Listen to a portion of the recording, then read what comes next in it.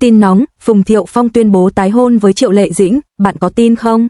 Hay chỉ là tin đồn? Lướt qua các trang mạng xã hội vào sáng nay, một dòng tin biến động mạnh mẽ hơn cả dự đoán ban đầu đã xuất hiện. Tin nóng, Phùng Thiệu Phong tuyên bố tái hôn với Triệu Lệ Dĩnh. Ngay lập tức, mạng xã hội bùng nổ, người thì vỗ tay, người thì nghi ngờ, người lại lặng im suy ngẫm. Dòng tin không chỉ khuấy động các diễn đàn giải trí mà còn khiến cả những người vốn không quan tâm đến chuyện đời tư nghệ sĩ phải dừng lại và đặt một câu hỏi đơn giản, bạn có tin không? Tin tái hôn xuất hiện như một cơn gió mạnh giữa một ngày bình thường. Họ lập tức vỡ òa trong hy vọng, những fan gắn bó lâu năm với câu chuyện tình Phùng Thiệu Phong Triệu Lệ Dĩnh từng chờ đợi điều này từ lâu, kể từ sau tin ly hôn đầy im lặng nhiều năm trước. Họ thủ sẵn những bình luận cổ vũ, những bài đăng chúc phúc, những meme vui nhộn tươi sáng. Ngay sau đó là hàng ngàn bài đăng chứa cụm từ chưa xác minh, chưa kiểm chứng, fake news. Bởi trên thực tế, cả hai đều đã từng trải qua sóng gió cá nhân, từng công khai giữ bình tĩnh trước dư luận, đặc biệt là sau biến cố hôn nhân của họ. Vì vậy, nhiều người đặt câu hỏi liệu đây có phải là một chiến dịch truyền thông, hay chỉ là tin đồn mạng xã hội thổi phồng.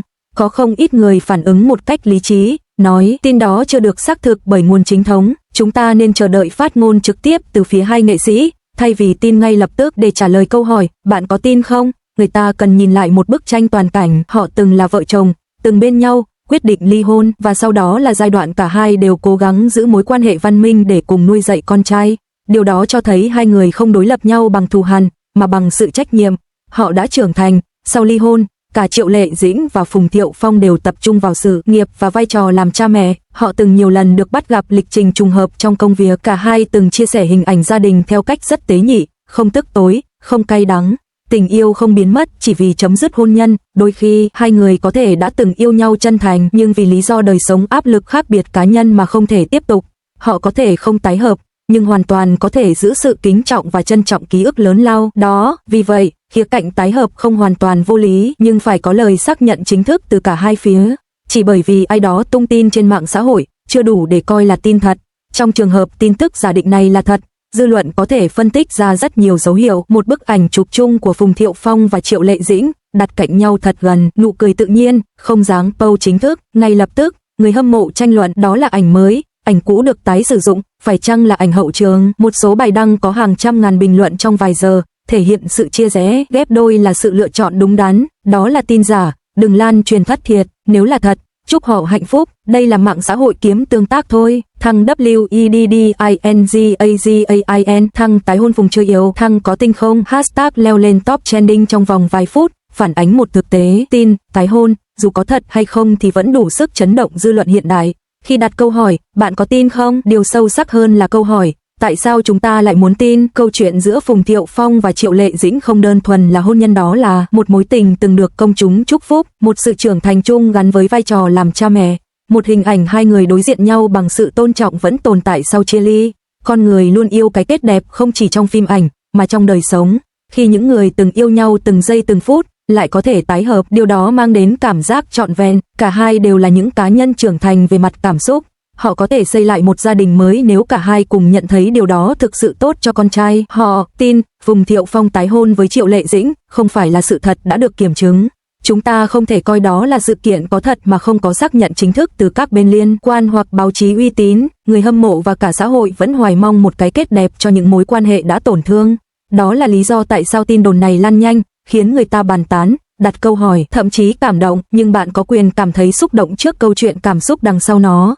Sau làn sóng bàn tán ban đầu, điều đáng chú ý là sự im lặng, không một lời phủ nhận vội vàng, không một thông báo bác bỏ ngay lập tức, và chính sự im lặng ấy lại trở thành chất xúc tác khiến câu hỏi, bạn có tin không, trở nên day dứt hơn bao giờ hết. Trong thế giới giải trí hoa ngữ, nơi mọi động thái đều có thể bị phóng đại, im lặng đôi khi không phải là đồng ý, nhưng cũng không hoàn toàn là phủ nhận.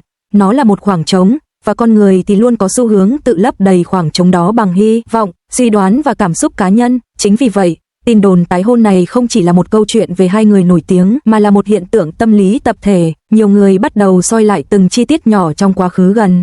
Một lần Phùng Thiệu Phong xuất hiện tại một sự kiện với phong thái trầm lắng khác thường. Một lần Triệu Lệ Dĩnh được hỏi về gia đình nhưng chỉ mỉm cười, không trả lời trực diện. Một vài bức ảnh cũ được đào lại, trong đó ánh mắt họ nhìn nhau vẫn mang theo sự quen thuộc khó gọi tên. Tất cả những mảnh ghép ấy, vốn dĩ có thể hoàn toàn ngẫu nhiên, nay lại được xếp vào cùng một bức tranh mang tên, có thể họ chưa từng rời xa nhau hoàn toàn. Điều khiến dư luận đặc biệt quan tâm không phải là việc tái hôn có xảy ra hay không, mà là nếu điều đó xảy ra, nó sẽ mang ý nghĩa gì. Bởi trong mắt công chúng, cuộc hôn nhân của Phùng Thiệu Phong và Triệu Lệ Dĩnh từng là biểu tượng cho một lựa chọn rất đời. Hai người trưởng thành, đến với nhau không phải vì ồn ào, cũng rời đi trong im lặng, không drama, không tố cáo, không phơi bày tổn thương. Và chính vì thế, nếu họ thật sự quay lại, nó sẽ không phải là câu chuyện yêu lại từ đầu, lãng mạn đơn thuần, mà là câu chuyện của hai con người đã đi qua đổ vỡ, lựa chọn đối diện lại với nhau bằng sự tỉnh táo. Nhiều nhà quan sát truyền thông cho rằng, nếu có tái hôn, đây sẽ là một quyết định cực kỳ thận trọng, bởi họ hiểu rất rõ sức nặng của dư luận, hiểu rằng một lần công khai nữa đồng nghĩa với việc phải chịu trách nhiệm không chỉ với cảm xúc của bản thân, mà còn với kỳ vọng của hàng triệu người theo dõi.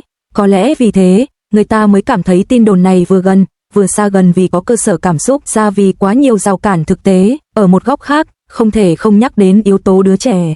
Trong mọi cuộc thảo luận, hình ảnh con trai của họ luôn được nhắc đến như một điểm chạm mềm nhất. Không ai biết cậu bé nghĩ gì, nhưng rất nhiều người lớn tự đặt mình vào vị trí của một đứa trẻ từng lớn lên trong gia đình không trọn vẹn, và từ đó, họ mong muốn một cái kết đoàn tụ không phải cho bản thân mình, mà cho đứa trẻ ấy. Chính mong muốn đó khiến tin đồn tái hôn trở nên đáng tin về mặt cảm xúc, dù chưa hề được xác thực về mặt sự thật. Cũng có những ý kiến rất tỉnh táo cho rằng, không phải mọi cuộc tái hợp đều là hạnh phúc, và không phải mọi gia đình đoàn tụ đều là lựa chọn đúng. Có những mối quan hệ, khi kết thúc, lại giúp các bên trở thành phiên bản tốt hơn của chính mình. Và có thể, Phùng Thiệu Phong và Triệu Lệ Dĩnh hiện tại đang ở trạng thái cân bằng hiếm có, tôn trọng nhau, cùng nuôi dạy con, nhưng không ràng buộc nhau bằng hôn nhân. Nếu vậy, việc họ không tái hôn cũng không đồng nghĩa với thất bại, mà là một cách trưởng thành khác. Thế nhưng, điều thú vị là dù lý trí có nói gì, trái tim của số đông vẫn muốn tin rằng sau tất cả, người ta có thể quay về bên nhau, tin rằng tình yêu không phải lúc nào cũng mất đi khi hôn nhân kết thúc, tin rằng có những mối quan hệ cần thời gian xa cách để hiểu ra điều quan trọng nhất. Và có lẽ, câu hỏi, bạn có tin không, không cần một câu trả lời dứt khoát, bởi niềm tin ở đây không phải là tin vào một dòng tin nóng, mà là tin vào khả năng con người thay đổi, học cách yêu thương tốt hơn sau những sai lầm. Dù Phùng Thiệu Phong và Triệu Lệ Dĩnh có tái hôn hay không, câu chuyện của họ vẫn phản chiếu một sự thật rất đời. Chia tay không phải lúc nào cũng là dấu chấm hết của tình cảm, và im lặng không phải lúc nào cũng là không còn gì để nói. Có thể một ngày nào đó, cả hai sẽ chính thức lên tiếng xác nhận hoặc phủ nhận. Khi ấy, dư luận rồi cũng sẽ chuyển sang một chủ đề khác.